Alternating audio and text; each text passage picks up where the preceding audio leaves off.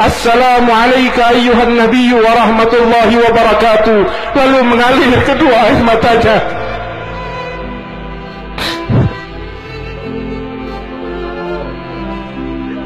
Tidakkah Rasulullah akan memeluknya?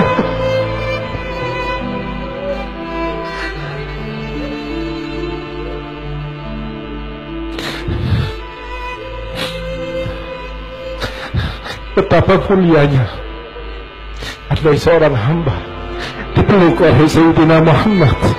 Betapa agungnya jika seorang hamba dipeluk oleh Sayyidina Muhammad. Betapa inginnya kami dipeluk oleh Engkau ya Rasulullah.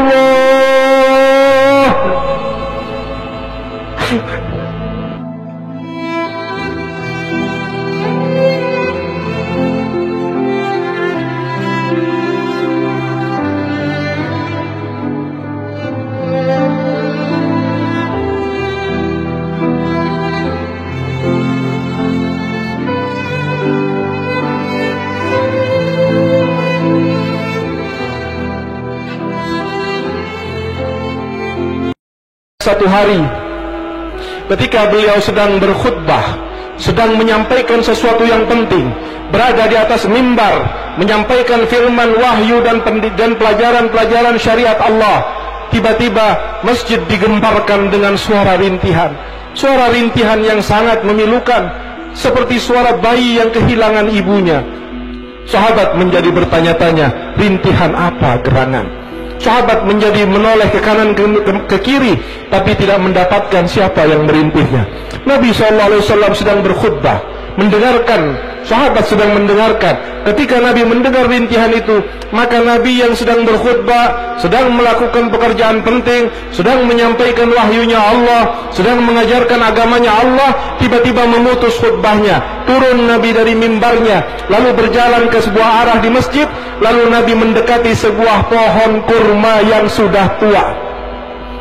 Pohon kurma yang sudah tua berada di masjid, yang biasanya pohon itu dipegang oleh Nabi, dijadikan semacam mimbar untuk menyampaikan wahyu Allah dan ajaran-ajaran agama. Kemudian dibuatkan mimbar baru oleh sahabat.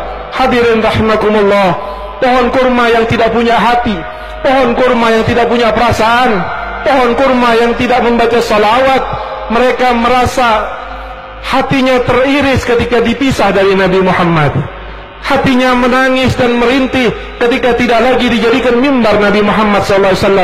Dan lihat bagaimana reaksi Sayyidina Muhammad terhadap pohon, terhadap yang tidak bernyawa, terhadap sesuatu yang mungkin boleh dijadikan hukumnya sebagai kayu bakar dan mubah, tidak haram sama sekali. Mungkin dipotong-potong menjadi sekian, dibuat jembatan, dibuat hal-hal yang bermanfaat, tidak ada dosa sama sekali. Tetapi lihatlah Sayyidina Muhammad, ketika Nabi Muhammad tahu bahwa rintihan itu keluar dari pohon kurma yang sudah kering, Nabi Muhammad turun dan sedang khutbah. Nabi Muhammad hentikan khutbahnya, Nabi Muhammad turun dan kemudian menghampiri pohon kering itu. Apa yang dilakukan oleh Nabi Muhammad terhadap pohon yang kering? Nabi Muhammad memeluknya bagaikan seorang ibu yang memeluk bayinya. Nabi Muhammad mengucapkan kata-kata yang tidak didengar oleh sahabat apa kata-katanya, dan kemudian menjadikan pohon kurma yang merintih itu tiba-tiba hilang rintihannya. Sebagian riwayat mengatakan bahwa Nabi mengatakan kepada pohon kurma, engkau berhentilah merintih, engkau akan aku jadikan mimbarku nanti di sorga.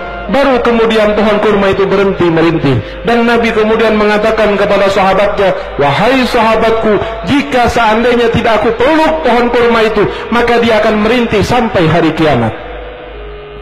Hadirin rahimakumullah, kita bukan pohon kurma. Kita adalah umat yang disebut oleh Nabi Muhammad. Kita adalah umat yang didoakan oleh Nabi Muhammad. Kita adalah umat yang sengaja dicintai oleh Nabi Muhammad. Kita adalah umat yang diperjuangkan siang dan malam oleh Nabi Muhammad.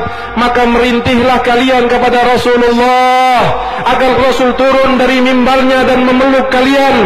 Jika seandainya Nabi akan turun dan memutus khutbahnya untuk memeluk sebatang pohon kurma yang kering, maka apakah mustahil jika seandainya yang merintih itu adalah orang yang hobi maulid, orang yang cinta ulama, orang yang sholat 5 waktu, orang yang selalu membaca salawat kepada Nabi Muhammad.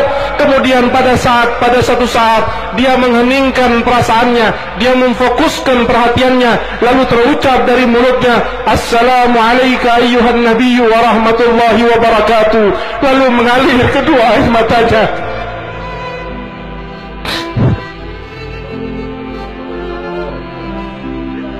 Tidakkah Rasulullah akan memeluknya?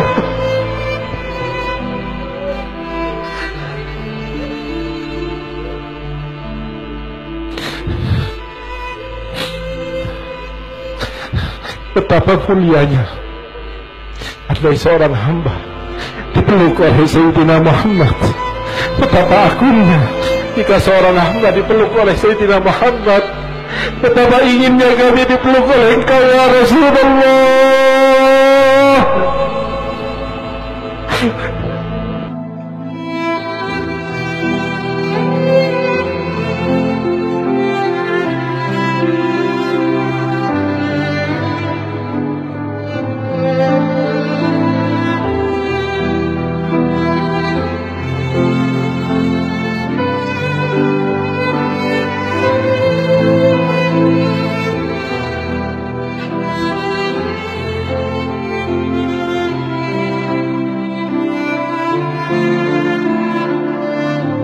Untuk teman-teman yang ingin tips bagaimana sholawatan mudah, ringan, tanpa mengganggu aktivitas sehari-hari, bisa hubungi WA di bawah ini.